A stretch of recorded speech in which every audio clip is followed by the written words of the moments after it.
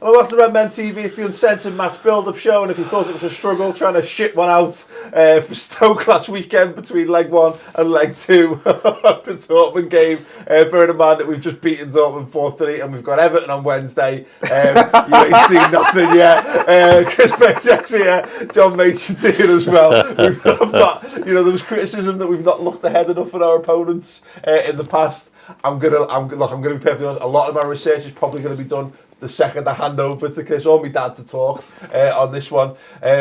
Look, Chris, you've just had the job of doing a start prediction for this. The enviable task of the start 11. We said that we redefine this question on an almost weekly basis, but it's a thankless and impossible task picking Liverpool's team. Yeah. I think the only player guaranteed to start in this game is Simon Mignolet.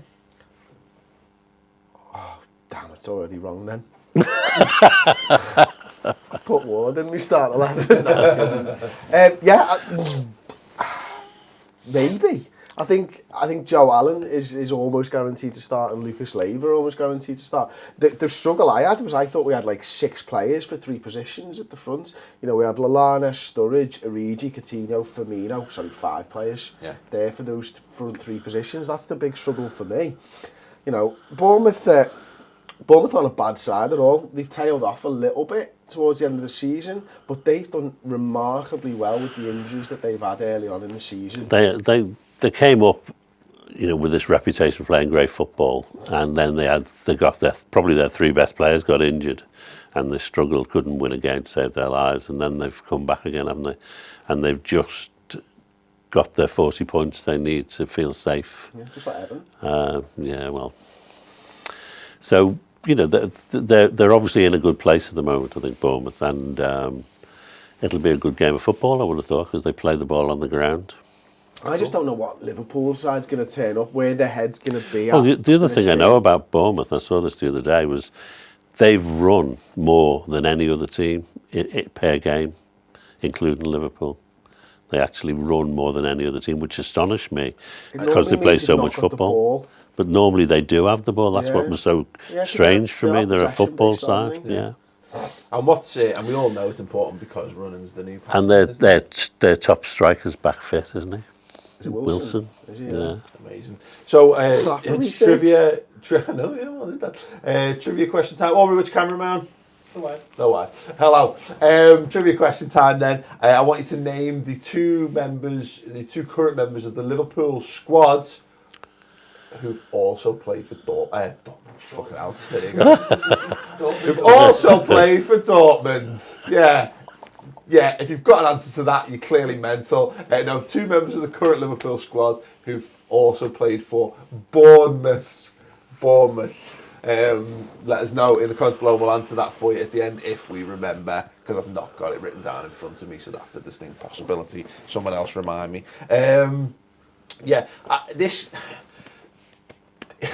The Stoke game for me, Chris, was, and we said at the time, look, we rest the players for the Dortmund game. With the gift of hindsight, it was the perfect thing to do. Brilliant decision by the manager, etc., etc. Yes, look, there's the Merseyside derby on Wednesday. For me, obviously the focus is going to be on the Europa League semi-finals. It has to be. Yeah. It's on. We're 2 games away from a European final. But what Stoke did was it made sure that we still have something to play for in the league. And look, top 4, it's not even worth talking about top 4. But I think based on what's happened so far, even if we cock it up in the Europa League, this side needs to be in Europe next season. We need to go and do everything in our power to secure a place in the Europa League for next year. I said exactly the same last week on the build-up show. I said last week, winning beats winning. I wouldn't have changed all my players, thank God, because we might have got beaten by Dortmund if we'd have done it my way, But the fact of the matter is, it's still 2 games away. We've got 2 competitions that we're in. You go for it in both competitions. Yeah. What I love about the side that he picked against Stoke is he's managed to get minutes for players who could be needed towards the end of the season. Well, look how important it is now that Joe Allen gets a full game under his belt. But I think he, although he might have a view of a first team 11. I actually now honestly believe he thinks he's got 18 or 20 players who he can play anytime he wants. And therefore I don't think he sees it as dropping players or resting players. I think he sees it as just using the squad to its fullest extent. And, against Stoke, he made 7 changes. Yet it looked to me like we had a good first team out, and you could have played them against Dortmund. Yeah, I think this is it. And it's going to be hard to guard against that, because we've seen it happens all the time when you've got big games that you're looking forward to, and the players, you want to make sure they're available for that. But what's good is we've got hungry players in that squad now, because there are players who will be thinking, no, there is no nailed on Liverpool starting 11 at the minute. There are a limited number of players who will know that they're going to be starting in the semi-finals. So you've got your Joe Allens and you've got your I think you can guarantee your back four. You know your top 4 are. Yeah. And you don't want to mess with that much, I wouldn't have thought. Your midfield, Milner is always going to start in that midfield the way the Klopp plays. Yeah. Chan's now injured, don't know how long he's going to be out. I don't know if anyone's heard any news of that. So without him and without Henderson, you've got very limited choices about who you play in the middle. And it's up front where you have the mix. You've got so many good players and so many things you can mix and match. Yeah. I haven't got a clue which 3 you'll pick there. But the most important thing for me in this, Chris, is that I think I'm just having a quick look at the league table. We are 5 points behind Man United in 5th, with a game in hand on them. And, let's catch them. Well, exactly. It's not in our hands, but what I've said there, they've now got Wembley. They'll have Wembley on their minds. They'll be thinking about the FA Cup semi-finals, and given how much of a cataclysmic season by their standards they've had as well, that'll be a big focus. They actually don't have the depth, I think, that we have as well. So a lot of their players are going to be thinking, I've got to make sure I'm absolutely right for that. And this is what we've got to do. We've got to get ourselves this game.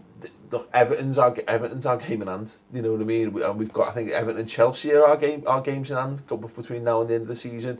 So we need to make sure that we're in a position where we might not need to win those games. We need to go out and we need to go and beat a team like Bournemouth to keep ourselves on the tail of the team. You need to, because you need to put pressure on them. There's no pressure on the Man United and stuff like that. That's where I think this Man United side could fail, when the pressure really starts to get to them, because they are just younger kids, and Van Gaal, in fairness to him, has done pretty well getting the points that he's got on the board. I know they're not liking the style of football and stuff, but if we can put pressure on them by beating Bournemouth, by beating Everton, we could be level with them in a week or two's time. On another side of this, Bournemouth that beat us will only be 4 points behind us in the league, which is an absolute credit to what Eddie Howe's done with that football. He's done a great job. Hands up, who thought they were absolutely nailed on for relegation this season. Come on, Dad. He had Leicester though. Yeah, look, I had Leicester now.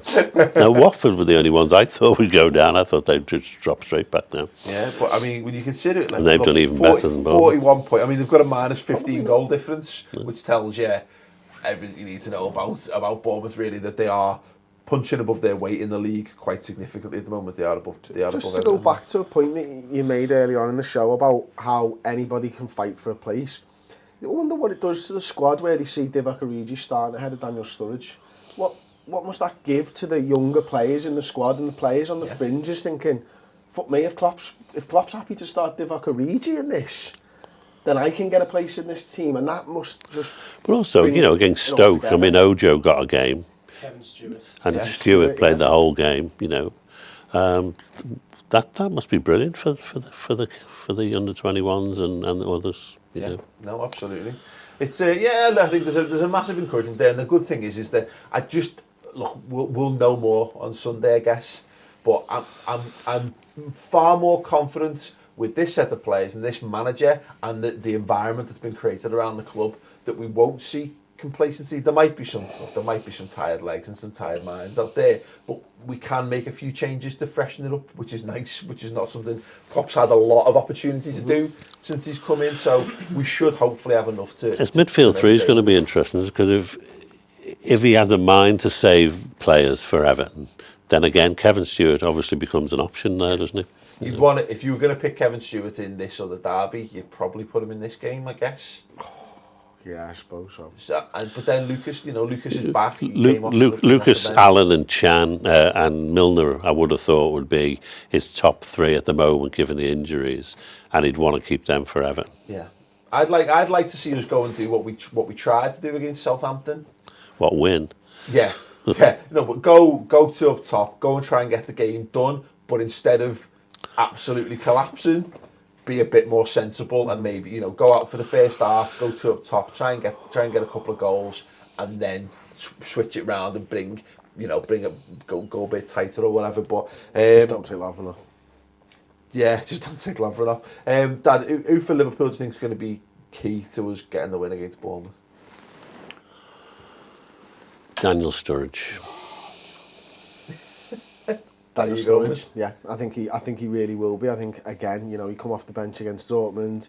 He had massive impact in the game, and I think he'll look to be getting back on the score sheet again at the weekend. Yeah, it's an interesting one because it'd be nice to see Divock Origi just continue. Three scored his last 3 games. Yeah. Is it 4 and 3?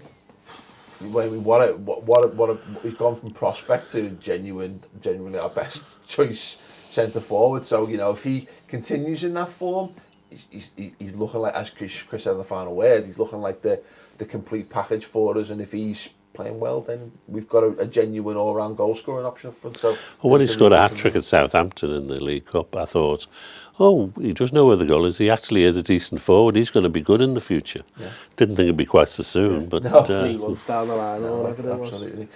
Ultimately, the most important player, one way or the other, is probably going to end up being Martin Skrtel. And whether he's the decent Skrtel or the one that does cataclysmic things at times at the back. That score prediction? 5-0.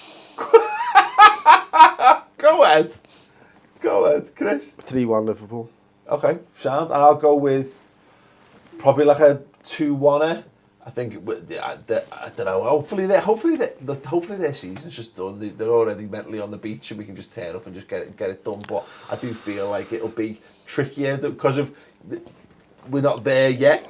So I don't think we're just going to steamroller everyone between now and the end of the season. I think it will be trickier, but I think we'll get the result in the end. So let us know that in the comments below. Let us know who you think is going to be the main man for Liverpool as well. I've remembered just about, I've not got the page open with the answer on, but I've remembered nevertheless. The last two, Liverpool have got 2 current squad members who formerly played for Bournemouth. Corker and...